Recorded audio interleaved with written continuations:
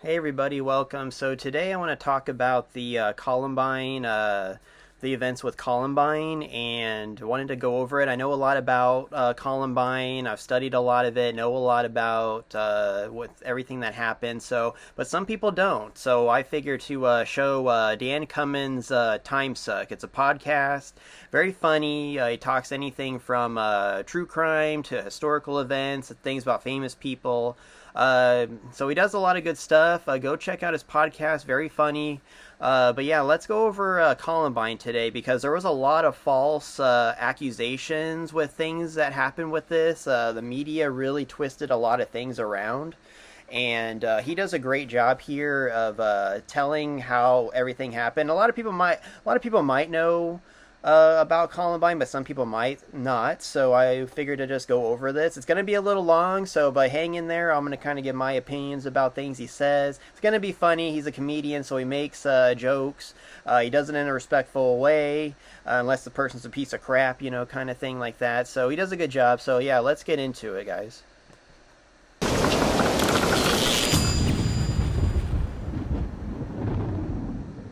On a sunny spring Tuesday, April 20th, 1999, Columbine High School in the suburbs of a city called Littleton in Jefferson County, Colorado, an offshoot of the Denver metropolitan area, became the scene of a massacre. Two Columbine seniors, angry at the world, spent months planning to execute their fellow students and turn a quiet high school, previously one of the safest places on earth, into a one-sided war zone, complete with the literal destruction of the school down to its foundation. As devastating as the Columbine massacre was, it pales in comparison with the carnage two seniors, Eric Harris and Dylan Klebold, just weeks away from graduating, wanted to unleash upon the world. They spent a total of about an hour in the school hunting people, murdering 12 students, a teacher, and wounding over 20 others in their two-person war against humanity that would last around 45 minutes. In the aftermath, everyone wanted something or someone to blame for it all and everything that young America. It's crazy that there was just so much destruction that came just within 45 minutes. Like with everything that happened that day, it kind of seemed like it was longer than that, but no, it was like literally 45 minutes that these two were able to do to others like that. It doesn't take long when they have so many things and weapons and everything like that. Man, it was sad. It's sad that someone can do that in just a short amount of time. Did in 1999 was suddenly under the microscope. Was violence in music or video games or movies to blame? Was it bullying, prescription drug side effects? Was it easy to access assault weapons? Was it the school's fault, the killer's parents' fault, law enforcement's fault? Or was it mostly Dylan and Eric's faults? Part of what was so shocking with Columbine was where it happened. Prior to the massacre, Littleton, Colorado, and the suburban area around it felt like just about the safest place you could live. The perfect place to raise a family, not worry about your kids. The local crime rate is almost non-existent.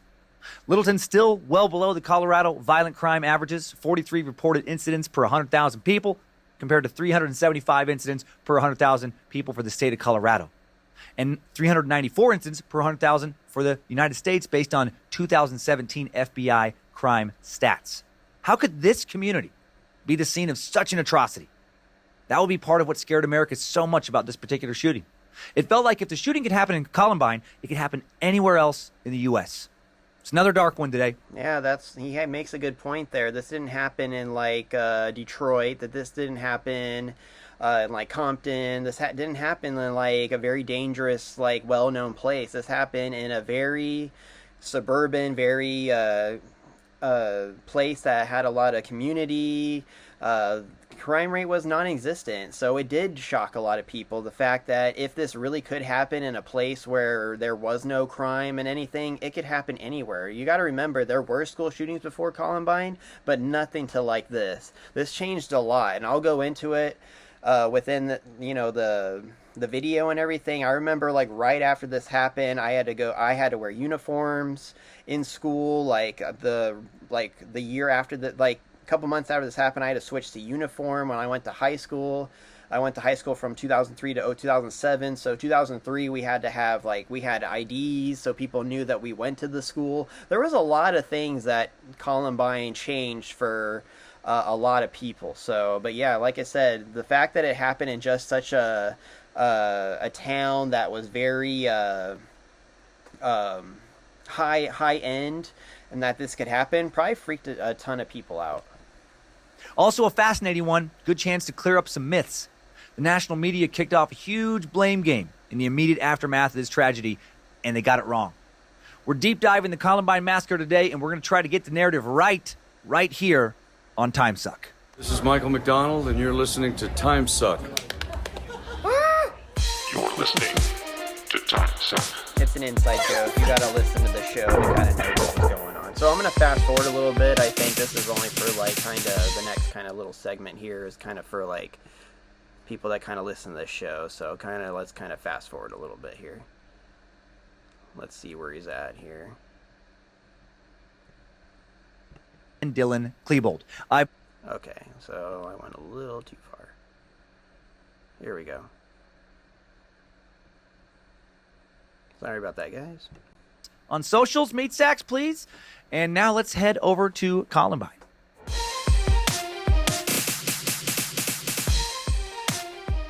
Columbine High School, named after Colorado's state flower, the Colorado Blue Columbine, one of 3 high schools in the unincorporated southeast portion of Jefferson County.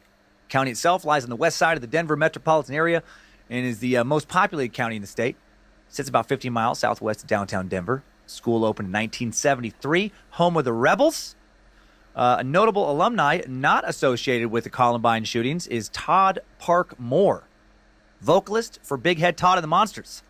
Graduated in 1983 along with bassist Rob Squires and drummer Brian Nevin. Those guys released one of my favorite tracks of the 90s, 1993's Bittersweet.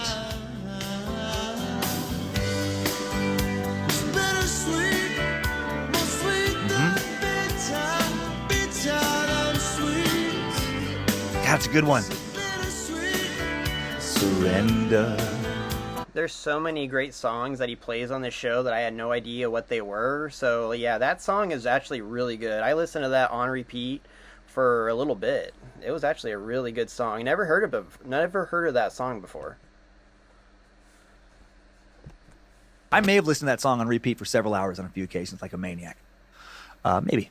Also released in 1983, Blink of an Eye, one of the lesser-known albums of Michael motherfucking McDonald, full of blue-eyed soul tracks like Everlasting. We've always been, and we will always be. That's why we are everlasting. We are everlasting. It's like my mustache suits this song. Okay, back to Colorado now. You're welcome for that sweet, sweet ear candy. The large unincorporated region around the census-designated area of Columbine, along with the county's southern plains and foothills, has a population nearly 100,000 residents, and about 1,700 of them attend Columbine High School. Just 6 miles away is Heritage High School in Littleton, where South Park co-creator Matt Stone went to school, where he grew up, the fictional town of South Park, based on Littleton. South Park's so close to Columbine High School, and back in 1999... That's crazy information. So whenever you see, like, South Park in the cartoon, you just kind of see the things around it that actually might be based off real things in Littleton, Colorado. 2 Rebel seniors were Eric Harris and Dylan Klebold. I believe I referred to them as Micropeen, Stinky Nuts Klebold, and Bedwetting Mama's Boy Harris in the Killer Kids episode 194 a few months back. I stand by those degrading nicknames this week, but I will refer to them mostly by their real names in this stuff. Klebold's and Harris's plans for attacking... See, they made a good point. I don't know who it was. I don't know if it was him in a different episode, but you know how a lot of these guys do this stuff just to get famous and to get a lot of attention on them. He said, why don't the media call them names like Micropeen, Stinky Nuts, and like Bedwetting Mama's Boy? And then they will maybe not do this just because they do it for attention. They do it to get famous. So why not make fun of them, do this kind of stuff, and maybe, just maybe, they might not do this stuff because luckily lately the media has kind of died down a little bit when it came to showing their picture, their name, celebritizing them in a way, and now they're starting to not do that, to where maybe this has died down a little bit because a lot of these people do it to try to get famous. It's sad. School, painstakingly premeditated. Recovered by investigators after the tragedy had taken place, evolved over a little more than a year's time. There are diaries, videotapes of these 2 hatefully ranting about all sorts of things they didn't, know much about. Their mission was to kill as many people in the building as they could, both students and faculty and police if they could help it. They wanted to shock the world with their actions. They wanted to kill far more than they did. they'd muse in their writings of hoping to kill at least 500 students that day. And then they hoped that maybe somehow they'd live through it so they could keep killing.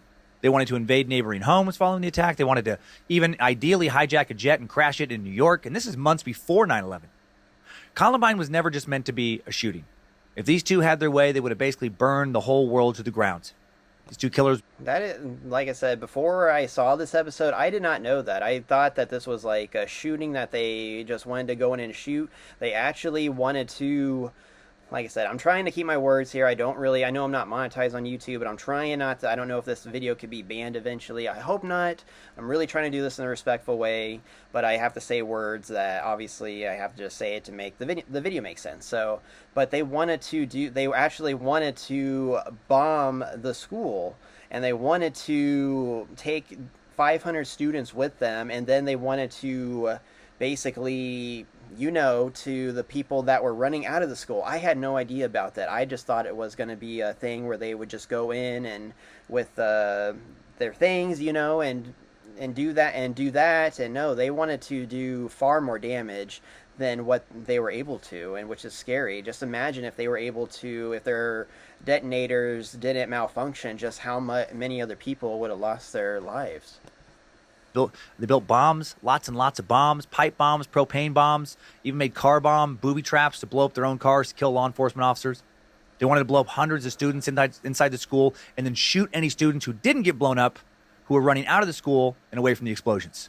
Their initial plan was for the massacre to take place Monday, April 19th, but they just weren't quite ready. While there was no specific reference made in their writings to this date being an important anniversary, it should be noted that April 19th, 1999 was the 4th anniversary of the bombing of the Oklahoma City bombing, and the 6th anniversary of the end of the Waco siege against the Branch Davidian compound. And they were big fans of Timothy McVeigh and the Oklahoma City bombings. Old Noodle McDrywing. So why did they end up bombing the school on 4/20 instead? Probably not because of the date's association with marijuana. They weren't big stoners. More likely, they chose April 20th because it's Adolf Hitler's birthday. Big fans of Hitler. 1999 was the 110th. There's a lot of, I feel like recently there's a lot of things that have happened between like April 19th and April 20th. Like Columbine happened. Like I said, there's other, like Aaron Hernandez taking his own life that day. There's so many other things that I feel like happened from the 19th to the 20th. It's really crazy if you I can't name a lot of them now, but there's a lot of like events that have happened. Like he said, the end of the Waco siege and the Oklahoma City bombing, so it's crazy. Anniversary of his birth. I think it's a pretty strong indicator that you're maybe not right in the head when you're a big fan of Hitler. If you were to put a list together of, say, the world's most 100 admired people, most admired people, I highly doubt that any of the 100 chosen would describe themselves as a big Hitler fan. Can you imagine? Bill Gates, he's made several most admired lists. Well, what drives you, Bill? Increasing global education access, ending systemic poverty, reducing vaccine fear, and extending herd immunity to the entire third world. And you know what? I mean, really also, I just want to finish what Hitler started. Just really, really admire that guy. Big fan. Making this extra ignorant, Dylan Klebold was Jewish. He was a Hitler-loving Jewish teen. This is the level of confusion and mindless hate we're going to be dealing with today. On one of the many tapes, the two made, Eric finds out that while Dylan's father is Lutheran, his mom is Jewish, and Dylan's embarrassed by this. And Eric says, "I'm sorry, man. That's a bummer." About finding out that his friend is Jewish, and Dylan appreciates the sentiment. Makes it clear that he hates it. It's this attitude of like, dude, don't think that just because I'm Jewish, that I don't still love Hitler. Please know that. I get it. If anyone knows how inferior I am, yeah, it's me. It's me. If only he had taken it further, I wouldn't be here. These guys were insane. Before we get to the timeline that began What a freaking idiot, man. Seriously, what the heck? This is just how dumb these kids were, man. I swear to God. Like, really, that makes no sense at all. After these two start high school and end shortly after their deaths, let's learn a little bit about each of these assholes. And I do say assholes. I do not see these two as victims at all. In the aftermath of Columbine, a narrative quickly formed that these two were social outcasts, just picked on, and then kind of that they're like heroes of a sort, anti-heroes who did what they did in retaliation. They've been bullied, cast aside, marginalized, and they just weren't going to fucking take it anymore. Time to stand up for the little guy. Time for the trench coat mafia. Give it to the jocks. Columbine was their way to strike back at a society that ignored them, a society that shit on them. This is a story many media outlets pushed in the aftermath of the attacks. Numerous future shooters who saw themselves as fellow outcasts, who saw themselves as also being bullied. These shooters admired Dylan and Eric greatly and carried out their killings in part because of their influence. Prominent American sociologist Ralph Larkin examined 12 major school shootings in the U.S. in the following 8 years following the Columbine massacre, found that in 8 of those, 8 of the 12, the shooters made explicit reference to Harris and Klebold. Larkin wrote that the Columbine massacre established a script for the shootings, saying numerous post-Columbine rampage shooters referred directly to Columbine as their inspiration. Others attempted to supersede the Columbine shootings in body count. American psychiatrist and schizophrenia researcher E. Fuller Torrey of the Treatment Advocacy Center wrote that part of the legacy of the Columbine shootings is its allure to disaffected youth. Recently, in 2018, a lawyer for 2 teen boys who planned a Columbine-type attack against their North Yorkshire school, Paul Greeny, referenced the appeal of the shooters, saying in court to a jury, they intended to shoot and kill other pupils and teachers against whom they held a grievance. They also, like their heroes, intended to deploy explosives and researched bomb-making techniques to that end. Greeny added that Harris and Klebold became anti-heroes, and there was a strange, dark subculture of adoration for them and their crimes on the internet. This is all bullshit. These weren't 2 constantly picked on loners, not by a fucking long shot. If you idolize these 2 after learning what we're going to learn today, congrats, you're a fucking psychopath. That was the narrative for so long. Like, I remember when this first happened, I was in like the 4th grade, and I remember my mom had it on the TV, and I said, what happened? And she kind of started to explain it. Like I said, I was so young, and then she just kind of said that it was these kids that got picked on that did it. They were both teased a lot every single day, and then they finally just couldn't take it anymore and did it. And they, like I said, the news pushed this narrative for so long. So there's been fake news for a long time, even before Trump became president. They just not a lot of good journalism here. There was a lot of things that they were trying to push that were false. Let's meet Dylan now. There's an interesting biography of 17-year-old Dylan that was thoughtfully written by a friend of Dylan's, posted on dylanklebold.net. It reads, just who was Dylan Bennett Klebold? To his friends, he was better known as Vodka, an earned name supposedly due to his penchant for the clear alcohol. He was born on September 11th, 1981, the son of Thomas and Susan Klebold and the younger brother of Byron. He began his schooling in Littleton, Colorado at Normandy Elementary, attending only the 1st and 2nd grades before transferring to Governor's Ranch Elementary. At Governor's Ranch, he was part of the CHIPS program, challenging high intellectual potential students. He then attended Ken Carroll Middle School, which proved to be quite a transition for the young, quiet student due to his shyness. As a young boy, Dylan enjoyed playing t-ball, baseball, and soccer. He was a pitcher on his baseball team. His coach stated that Dylan threw the ball harder than anyone else on the team and absolutely played to win. His favorite baseball team was the Boston Red Sox, and he was often seen wearing a baseball cap with the team's emblem. Story has it that the cap had to be replaced several times over the years because it had become so worn out. As most of you know, he will be found dead in the library of Columbine High School in 1999 in a pool of his own blood with the same hat lying a few inches away from his head, self-inflicted gunshot wound to his left temple. Dylan had also been a Cub Scout and worked hard to earn his badges. He played the drums, was an avid Nintendo player, enjoyed a childhood full of happiness, which would become cherished memories for his family and friends. At Columbine High, he was active in the school play productions as a light and sound coordinator, was involved in video productions and Columbine's student-run RNN Rebel News Network. He was a computer assistant at Columbine, helping to maintain the school's computer server. At almost 6'3" and around 180 pounds, Dylan towered over most people his age. He was shy and quiet, yet could be outgoing around his friends and family. He made fairly good grades. He took a philosophy class for a short time, as well as psychology and calculus. Dylan drove a 1982 BMW 320i, reportedly attended St. Philip Lutheran Church with his family, and he had 2 pet cats, Lucy and Rocky, and a bird. Does it sound like the biography of some constantly bullied outcast? The kid who's good at baseball, the big kid who drives a BMW? Is this a kid who's been marginalized more than, say, I don't know, one of many thousands of inner-city kids living on welfare, surrounded by violent crime, who are maybe smaller than average, aren't good at sports, never sat in a BMW, don't shoot up a school each and every year? I know that Dylan could have still been bullied, but this bio doesn't seem to describe a kid severely, monumentally bullied. No, it doesn't. The kid grew up very smart. He grew up in a very good household. You'll learn that here soon. Grew up in a very good household, religious. Was tall. He was pretty skinny, but he was tall, so he was probably a little intimidating to some people, being that tall. Drove a nice car. Grew up in a nice neighborhood, so he had everything going for him. But still decided to take a path that led to all this. And like I said, it's just sad that you can grow up in such a normal life, but still make the worst decisions ever. And he'll kind of go into the people you hang out with.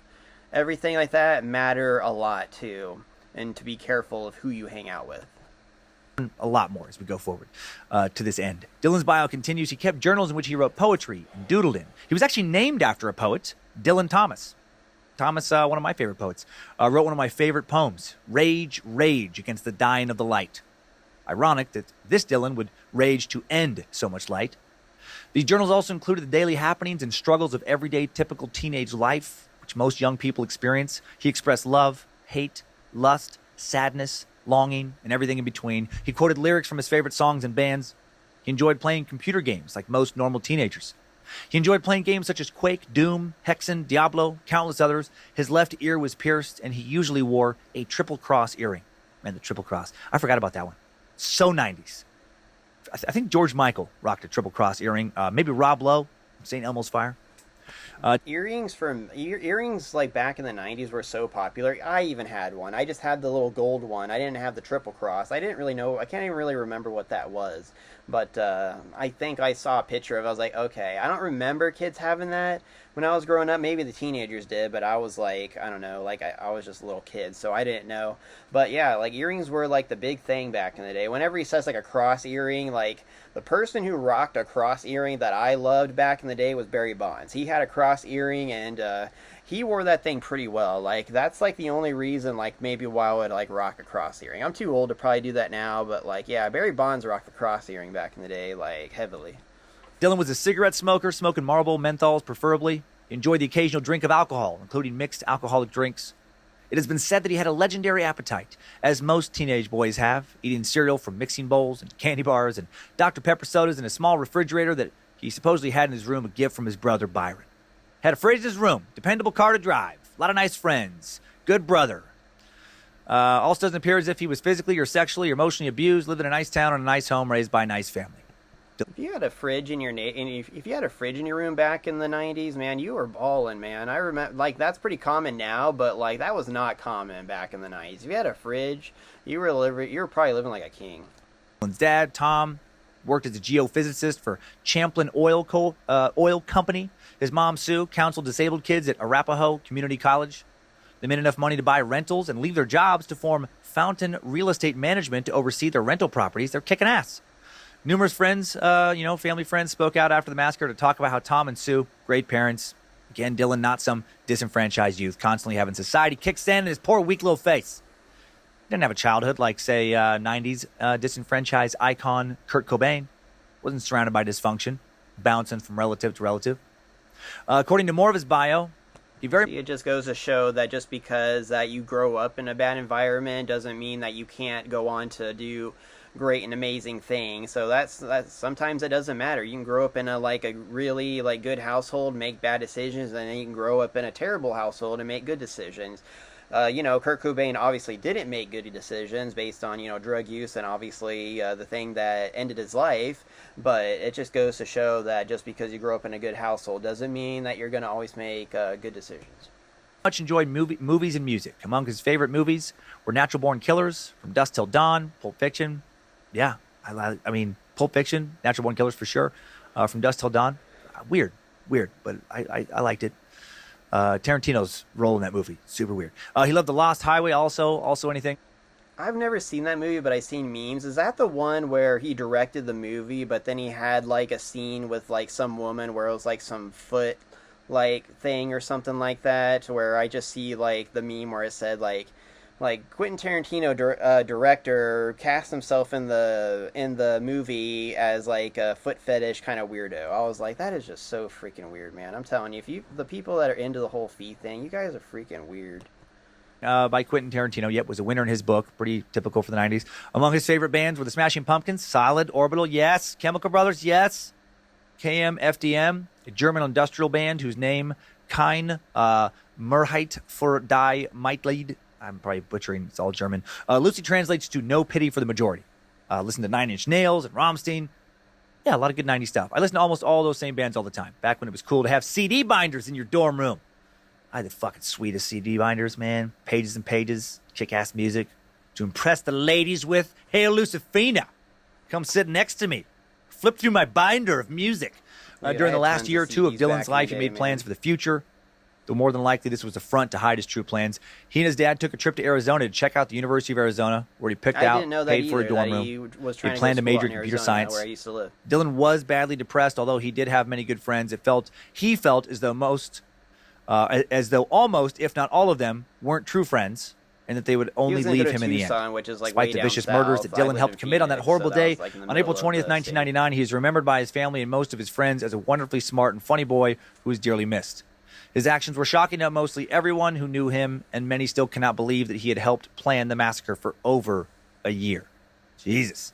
If Micro Peen Stinky Nuts could have just not killed a bunch of kids and himself, his dad would have paid for him to go to U of A, big party school in Tucson, full of beautiful, sun-baked college girls. What the fuck? Did depression drive him to commit this massacre? I'm sure it had something to do with it. I think having Eric Harris as his best friend had a lot more to do with it. Eric Harris was a fucking psychopath in sheep's clothing.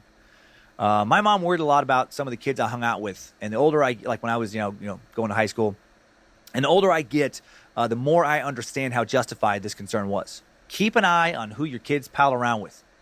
Keep a real close eye on who they look up to. In a lot of articles about the killings, Dylan is described over and over as a follower, as a sidekick. Eric Harris is the ringleader. I wonder, had he just not met Eric Harris, the alpha of the two, would he have left Colorado for Tempe, got a computer science degree, left Colorado for Tucson. I got the wrong Arizona school. Got a computer science degree, had a lot of sloppy, drunk college sex, be living in the suburbs somewhere with a nice... go for the right Arizona school in Tempe, ASU. That's my team that I root for. But anyway, like I said, he's so right here. There's so many kids that get their bad influence from other people.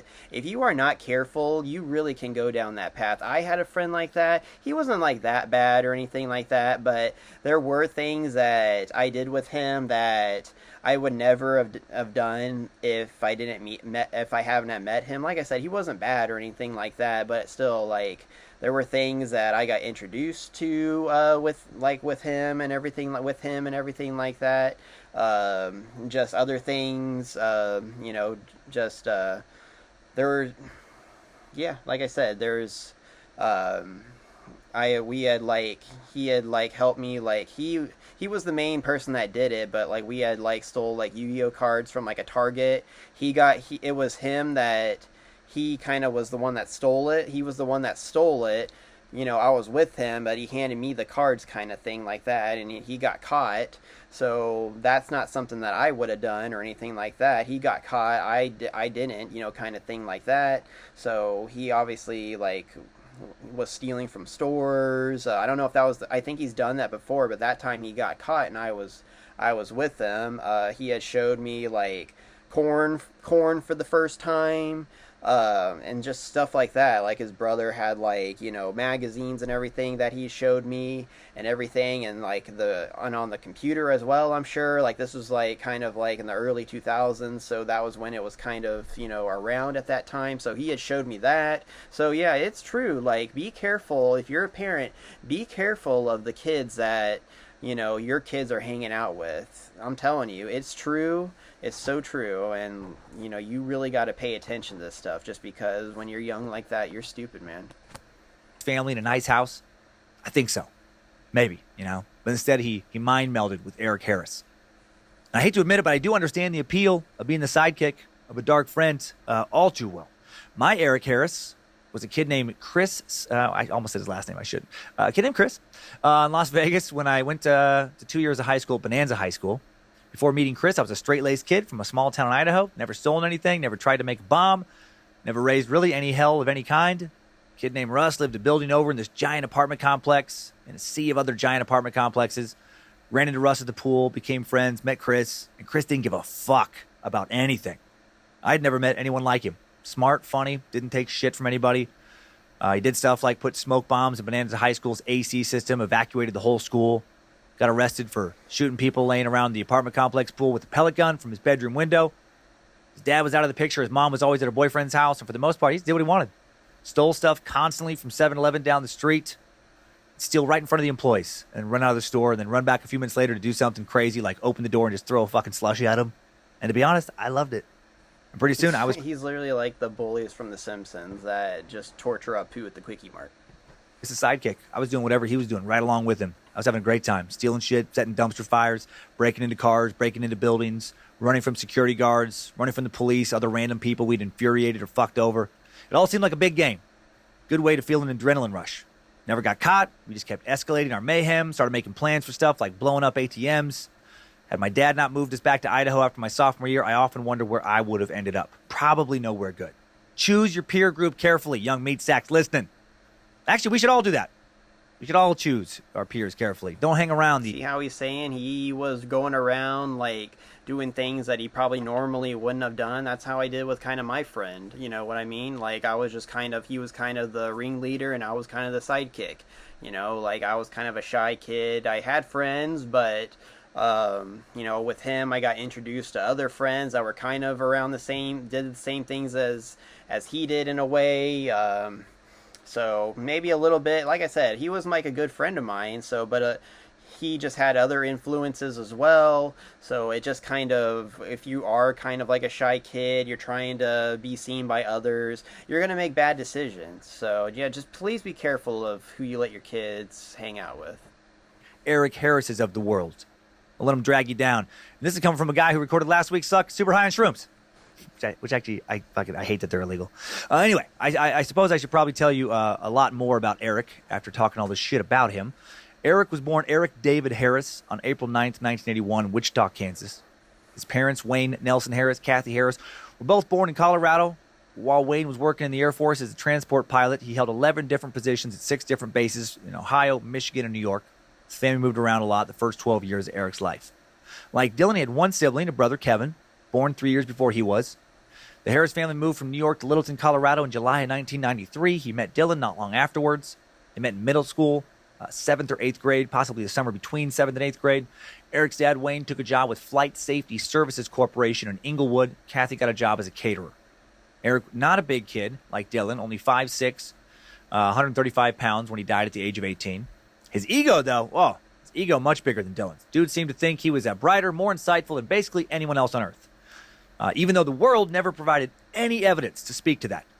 The Harrises rented for the first 3 years after their arrival in Colorado, and Eric, like Dylan, started attending Columbine in 1995. 1996, the Harrises bought a $180,000 house just south of Columbine High School on Pierce Street. Then they bought a place on Reed Street in Littleton that's worth over $500,000 now. I looked at some pictures. Super nice house. A lot bigger, a lot nicer than any place I lived growing up. They were doing pretty well, too, solid middle-class family. Around the time Eric met Dylan, he also met Brooks Brown. I feel like that house is probably worth like $800,000 now, like with everything that's happened in the last like 5 years. I think he did this episode back in 2020. So I feel like the house is probably worth a little bit more now.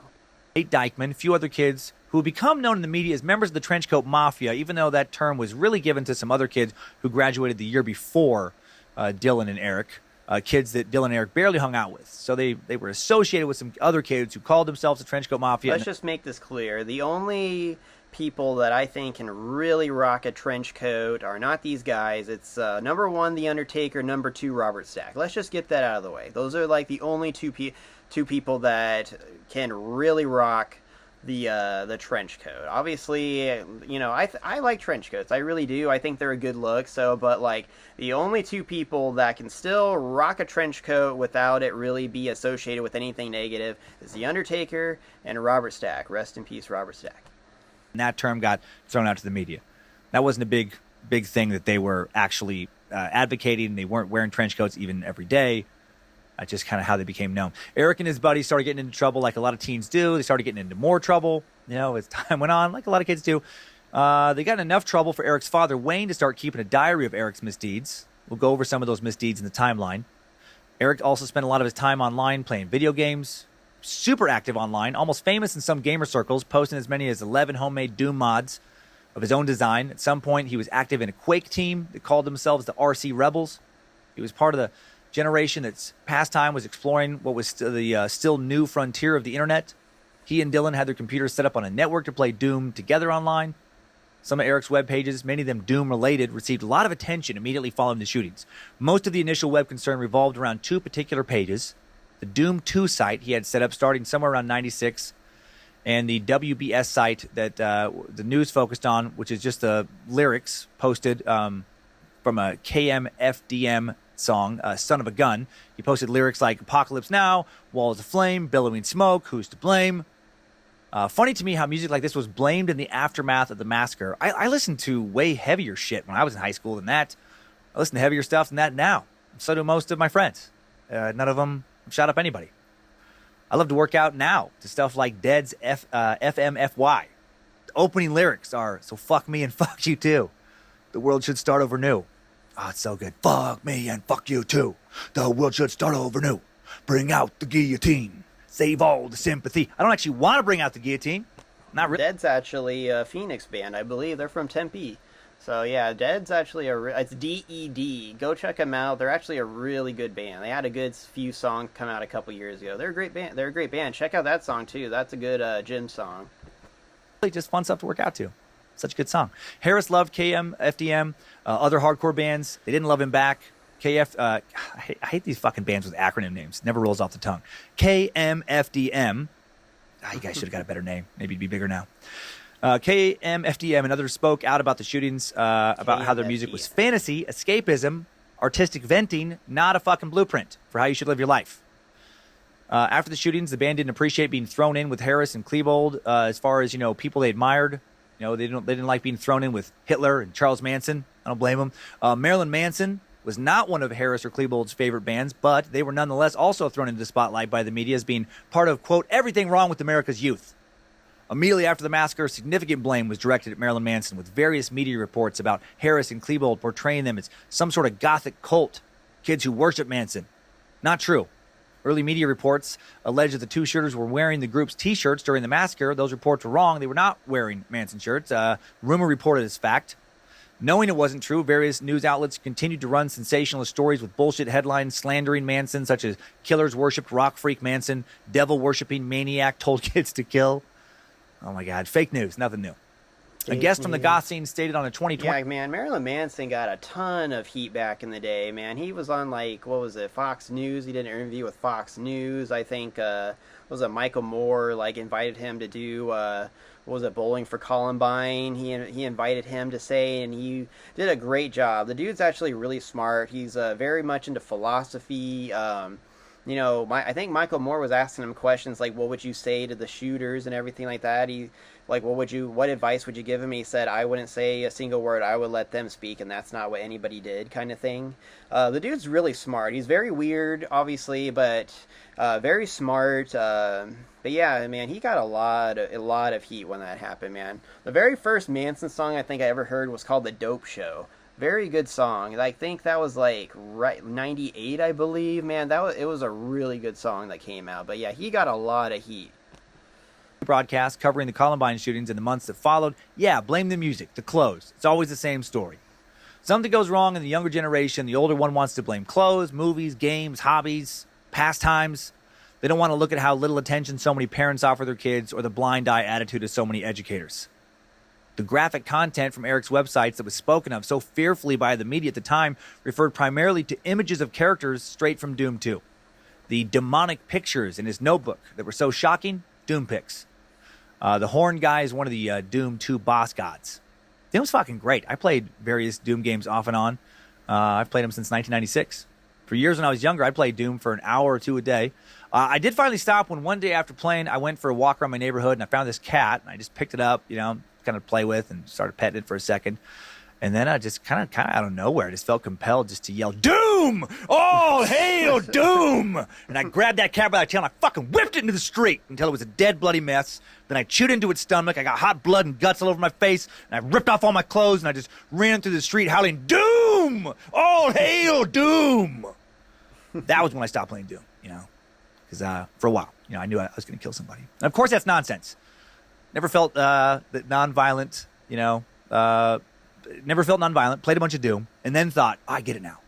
I need to kill some motherfucker. That is so true, though. It's just like, it's really not, like I said, that anybody could play these games, watch these movies and everything. If you don't grow up with like good parents, have a good mental health or anything like I think what I'm trying to say is, as long as you have good mental health, this stuff is really not going to have like any type of way towards you. And when it comes to like maybe it could depress you. I think I've noticed that where if I kind of have a little bit of negative stuff, it might depress you a little bit, but never to the point of like something like this of what these guys did. You know what I mean? So, yeah. So the fact that, remember how back in the day that Grand Theft Auto was causing a lot of kids to, commit a lot of violence and a lot of things like that. Like, how many people have played Grand Theft Auto, and, like, what's the percentage of them that actually did that? Very, very low.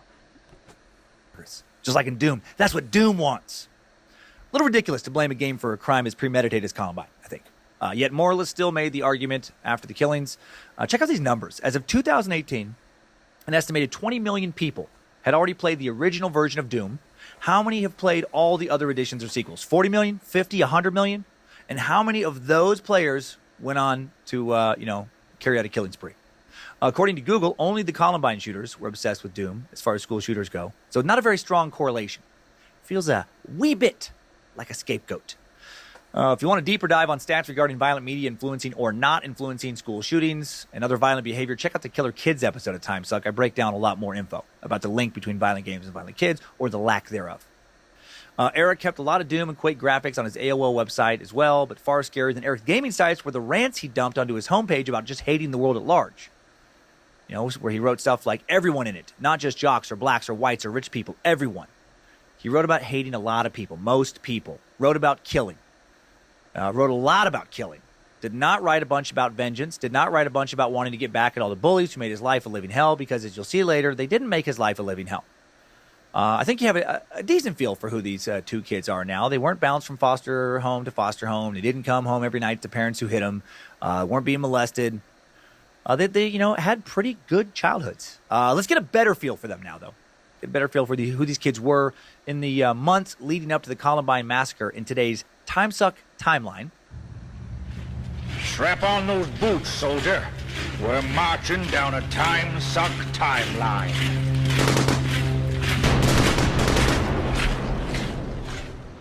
We begin in late 1997.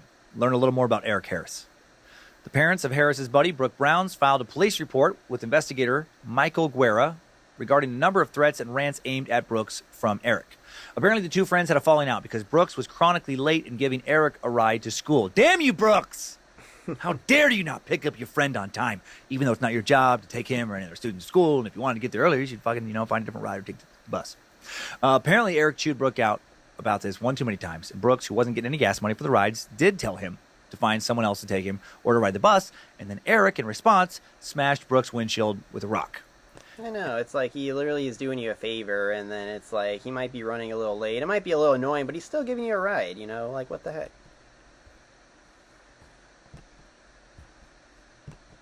Then Eric terrorized the entire Brooks Brown household by doing shit like putting firecrackers on their windowsills at night, making them think someone was shooting right outside their home. Then Eric gloated about doing all this and more in his private journals and in public online rants. During his investigation into these incidents before the massacre, Jefferson County deputy, that Michael Guerra, found that Harris had written out a hit list, a manifesto that listed everyone he hated, people he would like to kill. That list has never been released unredacted to the public. Guerra also discovered some of Eric's rants and notes about bombs he and Dylan were making. Based on all this, Guerra wrote an affidavit for a search warrant for the Harris household, but it was, for reasons that have never, ever been properly explained, ever filed. In 2004, a grand jury investigation ordered by Colorado's attorney general at the time into a possible police cover-up of the police knowing that Dylan and Eric were very dangerous well before the massacre discovered that, a few days after the massacre, several high-ranking county officials met secretly and resolved to suppress key documents stemming from this earlier investigation into Harris. Documents like the ones that Guerra found. Right? They conspired to treat them as if they did not exist. In short, to lie about them. Whoops! Pretty big whoops here. I do get the motivation to suppress that information in the wake of the attack. Had a search warrant been issued, they would have found homemade explosives, in addition to more journal writings revolving around Eric wanting to murder basically everyone on. Man, that just sucks. Like, can you imagine just being like, I know that there was not a lot of evidence of like, or just this kind of happening a lot, back in the day. But man, that just sucks. Can you imagine just being a family member and just losing your kid, and when it could have been prevented? Like, man, that just probably eats at you so much. The fact that this could have been prevented. You know what I mean? I don't know. Like I said, if you do kind of know somebody's dangerous, it really, like I said, it doesn't really matter. There are people that have been doing this for many years, thousands of years. You really, no matter what happens, like, people still do violent things. Earth. And you need to stop it. Because of the Columbine massacre and the later shootings that inspired shit like this today, taken very seriously. You post a manifesto and people to kill list online now, pretty good chance law enforcement will be talking to you real soon. Yeah, you can't get Eric away with apologized that, about the incident to the Brown family, and for a week or so, it seemed like everything was going to be okay. But then he decided to post Brooks' phone number onto one of his online rants. Around this time, Wayne Harris, Eric's dad, began logging his son's problems. And to be an armchair parent here, what he should have done was taken his kid's fucking computer away from him, his precious Doom computer. No more Doom, bud. Not until you get some counseling. Video games are a privilege, not a right. Don't be a fucking psycho for a few months.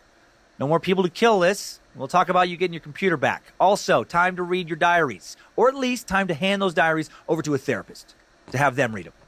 Yeah, like you said, you could do the whole armchair dad, armchair quarterback thing, but I'm telling you, man, maybe this is why some of these kids kind of act up, just because it's just their parents aren't doing anything. Like I said, it's easy to play armchair quarterback, but if I knew my kid was threatening people online and doing all this stuff like that, no more computer. No more computer until you fix your issues and fix your problem.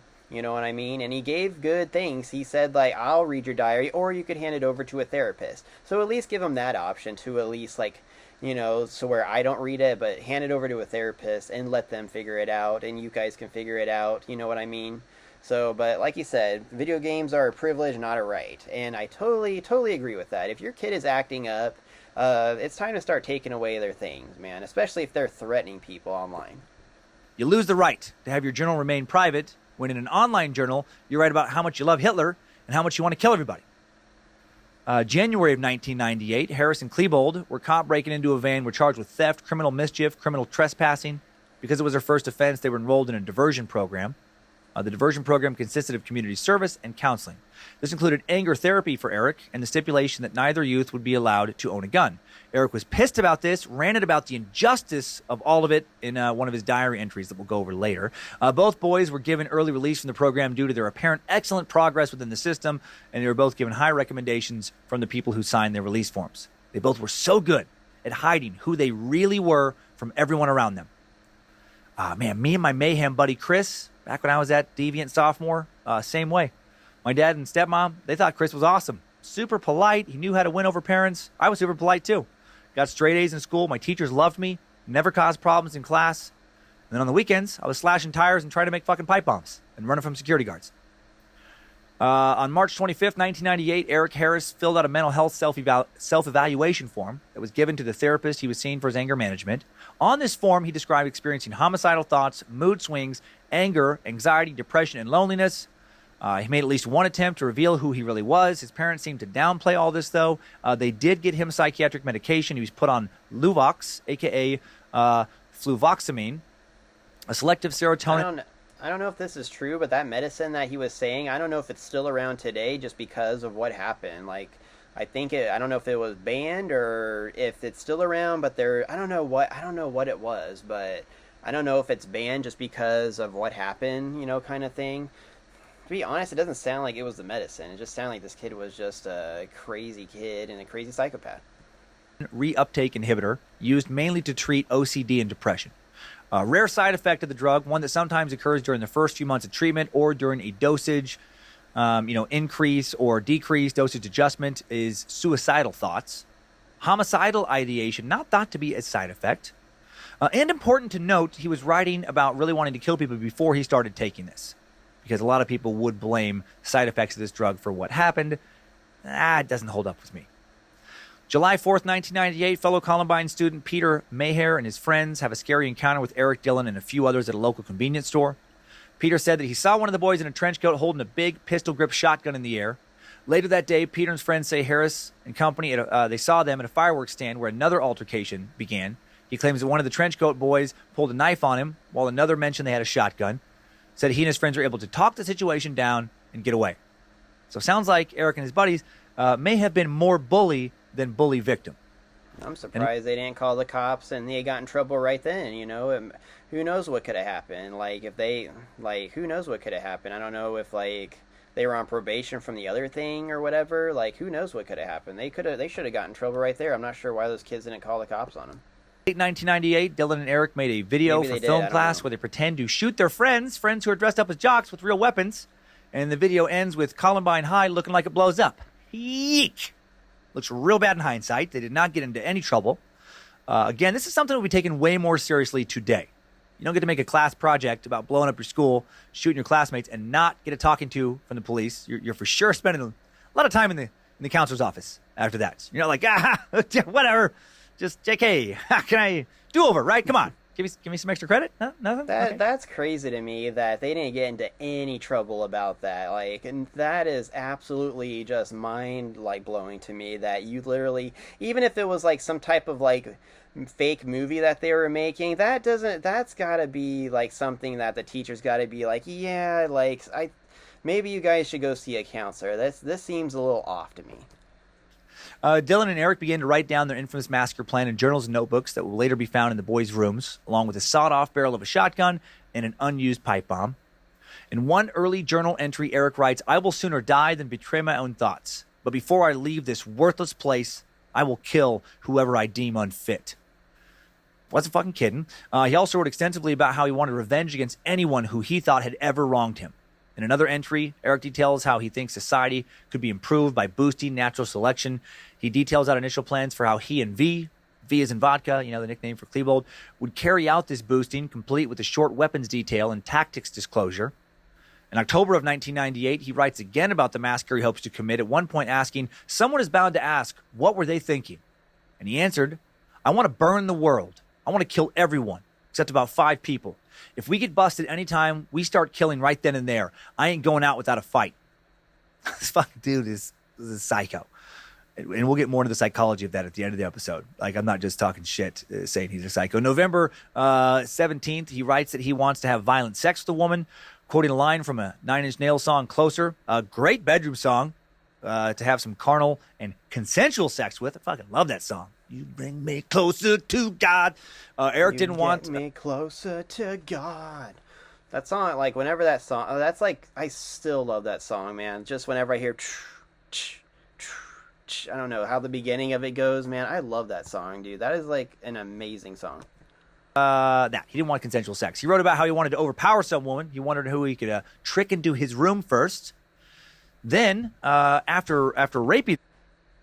I was trying to make sure he didn't say the word, but I think it still was there. So he wrote about how he wanted to eat them as well.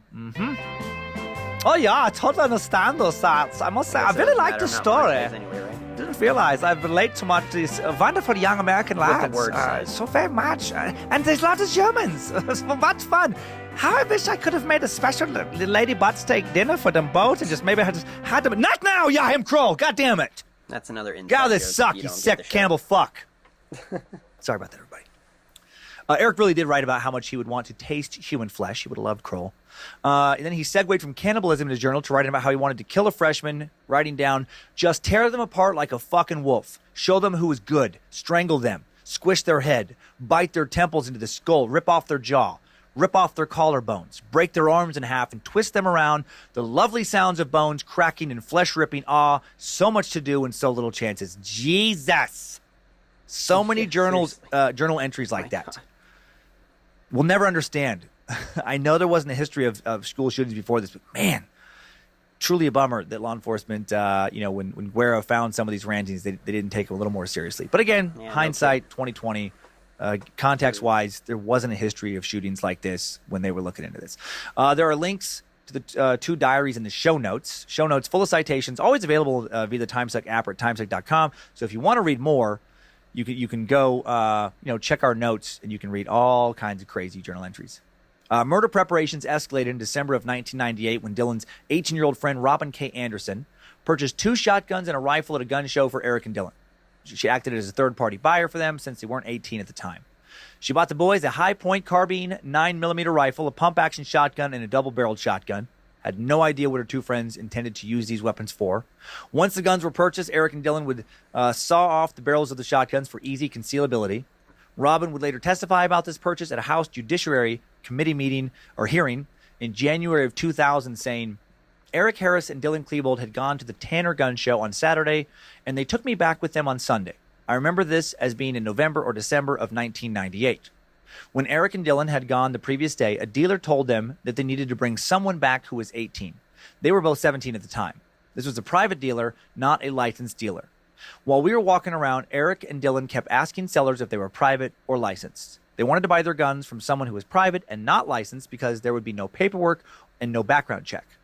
At one point, Eric was interested in a gun from a licensed dealer. The dealer asked me if I would fill out some paperwork, and I said, no, I don't feel comfortable with that. I don't want to put my name on something that I wasn't going to have control of. They bought guns from 3 sellers. They were all private. They paid cash. There was no receipt. I was not asked any questions at all. There was no background check. All I had to do was show my driver's license to prove that I was 18. Dylan got a shotgun. Eric got a shotgun and a black rifle. I don't know how gun shows work now, but man, I don't know. Are there cops out there like monitoring this stuff? Like, man, this seems like so sketchy to think that you could like literally go buy a gun and not have traces of it back to you. That sounds like some mafia stuff. Clips for. He was able to buy clips and ammunition without me having to show any ID. The sellers didn't write down any information. I would not have bought a gun for Eric and Dylan if I had to give any personal information or submit to any kind of check at all. I think it was clear to the sellers that the guns were for Eric and Dylan. They were the ones asking all the questions and handling the guns. I had no idea what they were eventually going to do with the guns. When I look back at it, I think I was kind of naive. I wish a law requiring background checks had been in effect at the time.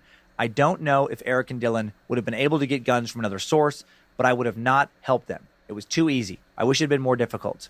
I wouldn't have helped them buy the guns if I had faced a background check. And that shit is pretty fucking crazy. Paying cash for guns, not having to fill out any paperwork. It makes it impossible for law enforcement to track a gun used in a crime, unless you get caught in some other way. Yeah. No kidding. As far as I can tell, doing quite a bit of digging, this loophole still exists in most states. I'm a gun owner, and I think it's ridiculous. Great way for people with nothing good planned to get some guns. I've had fantasies about buying guns this way, so I'm not tied to the purchase of the gun in any way. Guns that I fantasize about using to fucking kill people who've hurt my kids or something in my crazy brain. And because I have these fantasies, I know it's not a good idea for me to buy guns in this way. By early 1999, seniors Eric and Dylan were both employed at Blackjack Pizza. Here they met some other people who would unknowingly help push their dark mission along. Philip Duran, one of Eric and Dylan's coworkers at Blackjack Pizza, introduced them to 22-year-old idiot Mark Maines, a computer tech who liked guns. Mark had purchased a Tech 9 at a gun show in August for $500 and just agreed to sell it to Dylan and Eric for the same price. They actually paid him $300, promised to give him the rest of the money later. Videos would later surface of Dylan and Eric engaging in extensive target practice with all their new weapons. Fucking Mark, what? Can both the pro-gun and anti-gun crowd maybe agree that you should probably never sell unlicensed firearms to underage high school kids you work with at a fucking pizza place? Sweet Jesus. March 25th, 1999, the whole Klebold family drives to Tucson to visit the University of Arizona, where they paid a deposit for what was supposed to be Dylan's dorm room. He's supposed to attend U of A after graduating in April. His family later said that he genuinely seemed like he was looking forward to college life. Was he? At this point, he's less than 4 weeks away from the murders. What's going through his mind? What was he thinking about telling Eric? That maybe he didn't want to go through with it. Was there any chance that, part of him wanted to tell Eric that he wanted to back out? Was he struggling with the plan? Or was he just faking happiness for his family? So close to a new life, just months away from being done with school, months away from, dorm rooms, kegers, good education, a sea of bikini bodies, the endless sunshine in Tucson. Yeah, just think if he just would have just came to his senses and just changed his mind, you know what I mean? Might have got a little jail time, but nothing like this, you know what I mean? I don't know. his life would have maybe just been over at that point. I mean, I'm pretty sure even if you don't go through with it or whatever, you still have evidence tied to that what you wanted to do. Now, I don't know how that works. I don't know how, if you're tied to it, since you didn't commit the crime, if you still go to jail. I'm not sure how that works, to be honest with you. Like if he, like, let's say Dylan said no to it, Eric went and still did it. Does Dylan still get like jail time? I don't know how that works. Just because it was like, you're kind of, what's the thing, like, you're still associated with it in a way. So I don't know how that works, to be honest with you. And he says no to that future and instead goes through with the murderous rampage that he knew would likely end in his death. So very hard to understand. On April 2nd, 1999, Eric Harris spoke with Staff Sergeant Mark Gonzalez about joining the Marines. Why? Why do this if you're weeks away from a massacre you've been planning for months? Was he also maybe having second thoughts? No. He for sure was not. He for sure was lying. All a cover. He wrote about this in his journals. Didn't want anyone to see the attack coming. 3 days later, just 15 days before the shooting, Harris shows up for his scheduled Marines testing, gets an average score on the initial screening test. Another 3 days later, Harris returns to the military recruiting office to speak to Staff Sergeant Gonzalez again about enlisting, informing him he's ready to commit. Harris arranges for a home visit by Staff Sergeant Gonzalez on April 15th. Yet another 3 days later, April 12th, Eric and Dylan record a tape discussing their mass murder plans and how the event will impact their parents and the people who care about them. While they express regret for the trouble it's going to cause their families, they appear dedicated to and even proud of their two-man war against everyone else. Eric also recorded the following on the 11th on video while lying in bed. He said, "For the past few weeks, my parents have hounded me about the things I've neglected. My application to the Marines, my car insurance, my checking account. They don't know that none of that matters to me." On April 15th, Staff Sergeant Gonzalez meets Eric Harris and his father at the Harris residence. During a casual conversation between Gonzalez and Dwayne Harris about Eric's future with the military, Eric's mother comes downstairs, joins the conversation, asks if Eric will still be eligible if he's taken an antidepressant, shows him the prescription bottle for Luvox. Gonzalez says he'll check in on it. The next day, according to the Columbine report, Staff Sergeant Gonzalez leaves a message on voicemail at the Harris residence for Eric to call him, never receives a call back. Gonzalez said he had no further contact with Harris, was unable to inform him that he would not be eligible for entry into the Marines. Yeah, I don't know how the military is now. I'm not sure, but I actually wanted to join the Marines right out of high school, and I wasn't able to get in because I collapsed my lung, and my lung collapsed while I was in high school. I'm not sure exactly why. I thought they said that it happens a lot in really skinny people. I was very skinny, like I was 6 foot, maybe one. I'm 6'1" now, but like I was 6 foot, like 135 pounds. Like seriously, I was just skin and bones, and I thought maybe I did it because I dove for a ball in baseball like a day or two before, so I thought maybe that's why it happened, but it could have just been random. And yeah, I wasn't able to join the Marines because I had collapsed my lung. So I don't know, like literally him taking an antidepressant you weren't able to join. So I don't know how it is now, but I know that back in like when I first got out of high school, it was very hard to join the military. I don't know if it is now. 16th and 17th, and on the 18th, Harris family neighbors Debbie Wild and her husband, who live 2 doors down from the Harrises, notice that there are sounds of breaking glass and power saws coming from the Harrises' garage. Dylan Klebold BMW parked in the driveway all 3 of these days. Police are certain the boys were making the shrapnel used in the construction of their pipe bombs at this time. How did Eric's parents not know what was going on here? Well, I guess they did this while his parents were at work. Saturday, April 17th, the boys go to the Columbine prom. How fucked up is this? They're going to prom with a bunch of kids they're planning to kill the following week. Psychopathic. 12 kids, including Dylan Klebold and Nate Dykeman, drive together in a limousine. Dylan goes with Robin Anderson, the girl who bought the guns earlier. Super cute kid, turned into a beautiful young woman. She told a friend shortly before the prom, "I convinced my friend Dylan, who hates dances, jocks, and has never had a date, let alone a girlfriend, to go with me. I'm either really cute or just really persuasive." Clearly, she liked Dylan. He was not an outcast. Lots of friends, good family, a beautiful girl who liked him. And it wasn't enough to stop him from wanting to leave the world in a pool of blood. Jesus Christ, Nate later said Dylan's attitude that night was normal, like any guy going to his senior prom's attitude might be. Other friends described Dylan as seeming very upbeat. He was talking about how he wanted to stay in touch with folks after leaving for college. Nate said Dylan seemed excited about Arizona. Eric Harris did not have a prom date. He asked a few girls. They all said no. But he did make plans with Susan DeWitt, local girl he'd met at Great Clips, where she worked as a receptionist, another pretty girl. Talked to her the night before at Blackjack Pizza. She went to his house where they watched the movie Event Horizon. It's a great movie. Clearly, he wasn't socially struggling all that much, as well. She was a pretty girl, wanted to hang out with him alone on the couch and watch a movie. She would later deny romantic interest in him, but she would also write a poem about him that makes it clear to me that she did like him. Eric complained that night to her. Hopefully she wrote the poem before the attacks happened and not after. If she wrote it after, man, she's like a psychopath too. I don't know what the poem would have been about. I don't know any context to it. But if it was like those weird women that love love killers and stuff like that, those women are absolutely weird, man. I'm telling you, they need to get counseling more than anybody. Her about a friend being a jerk, but he didn't talk about wanting to kill anybody. Didn't even talk about hating anybody. Eric invited her to go to the after prom party with him after the movie. She declined and went home, so he went alone. 2 days later, the day before the murders, April 19th, Eric and Dylan skipped creative writing class, their second to last class of the day, with friends Brooks Brown and Becca Hines. Brooks and Eric had patched things up by this point. The whole rock to the windshield, setting off firecrackers outside the family's windows. Water under the bridge. Doesn't even matter since, I'm planning to fucking blow you up. Brooks and Becca, they went on to McDonald's where Dylan and Eric met up with them after a side trip to Eric's house. And again, how fucked up. You're, grabbing some Mickey D's, grabbing some McNuggets, some McFlurries. With the kids, they, very likely are going to kill the following day. I know, that's just so crazy to me that literally they were able to just do this and gonna do what they were gonna do like the following day. Like nobody was off limits. Like their friends, it just didn't seem like anybody was gonna be off limits with everything that happened. Dylan wrote about 8 pages in his notebook that night, the first of which read, about 26 and a half hours from now, the judgment will begin. Difficult but not impossible. Necessary. Nerve-wracking and fun. What fun is life without a little death? It's interesting when I'm in my human form, knowing I'm going to die. Everything has a touch of triviality to it. So they clearly thought they were going to go on to some, other dimension. Who the fuck knows? One of his last journal entries read, walk in, set bombs at 11:09 for 11:17, leave, set car bombs, drive to Clementi Park, gear up, get back by 11:15, park cars, set car bombs for 11:18, get out, go to outside hill, wait. When first bombs go off, attack. And then he ends it with, have fun.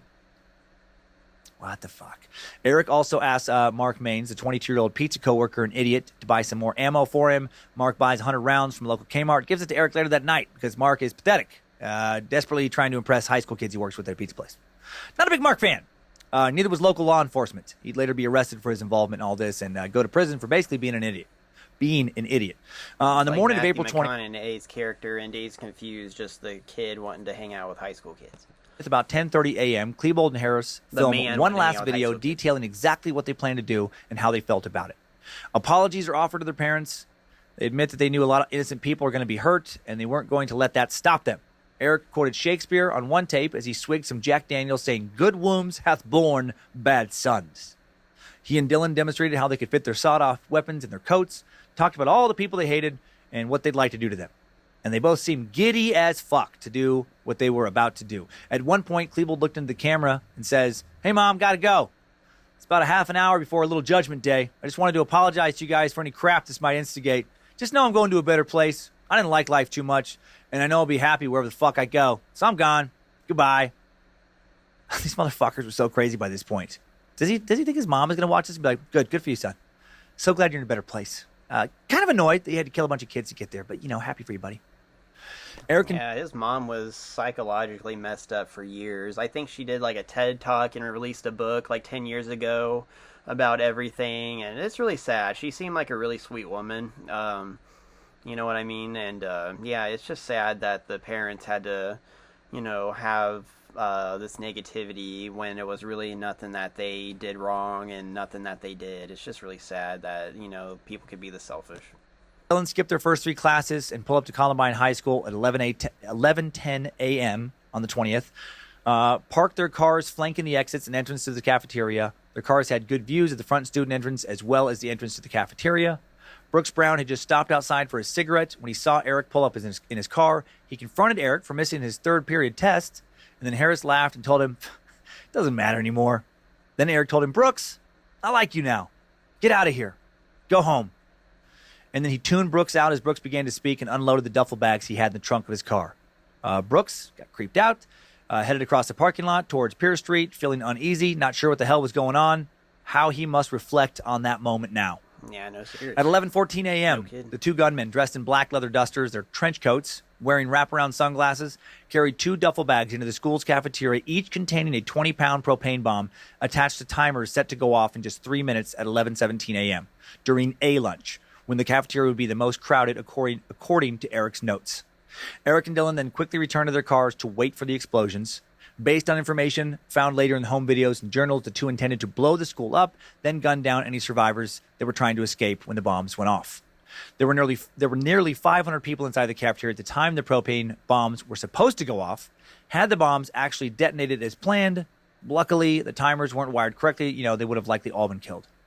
The library would have probably collapsed into the lunchroom due to structural damage. Just 2 minutes later, some other bombs do go off, distraction bombs. The Jefferson County Dispatch Center received a 911 call from a person who reported hearing an explosion in a field on the east side of Wadsworth Boulevard, about 3 miles southwest of Columbine High. There was 2 backpacks loaded with pipe bombs, aerosol canisters, and small propane tanks. They've been placed in an open, grassy space. Only the pipe bombs and one of the aerosol canisters detonated, but the explosion and subsequent grass fire enough to divert the attention of the Jefferson County Sheriff's Office and the Littleton Fire Department.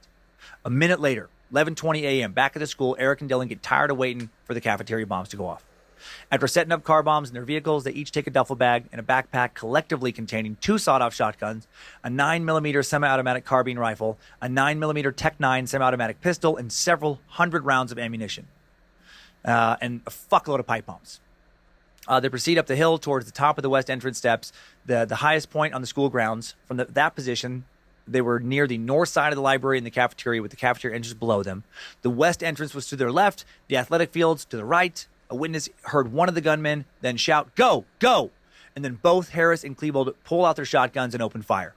Brooks Brown was quoted as saying later, "I went to go have my cigarette and heard gunshots, so I took off and started running. I went to random houses, called the cops, told them I knew who it was. It was Eric. It had to have been." Brooks was seen by witnesses around this time heading south on Pierce Street in the direction of his home. All right, guys. So I think I'm going to make a part 2 with the ending of this episode. This one's getting a little long. It's getting a little late for me, so I have to kind of start wrapping it up here. So, but yeah, I'll try to make a part 2 of this and maybe the ending of kind of things he says as well. So, but yeah, it's crazy that the fact that they had distraction bombs that happened, that they put miles away just to kind of distract, to get the police over there so they weren't going to rush to the school around the time that people would start calling them. So they had everything planned, and luckily, thank God, that the backpacks didn't go off, and it would have been just so much destruction, so much damage. But yeah, just these kids were crazy. They obviously had a lot of mental health issues. They grew up in good households with good parents for the most part, and yeah, they still made wrong choices. What do you guys think about all this? What do you guys think about kind of what happened with everything and what happened with this day? Let me hear your opinions about it. So, like I said, I'll try to make a part 2 as soon as I can. I got a lot of stuff going on. So, but yeah, I'll see you guys on the next one. Let me know how you think about this video. Like it if you liked it. Push it to the algorithm on YouTube. Subscribe if you want to see more videos in the future. So, but that's it, guys, and I will catch you on the next one. Take care.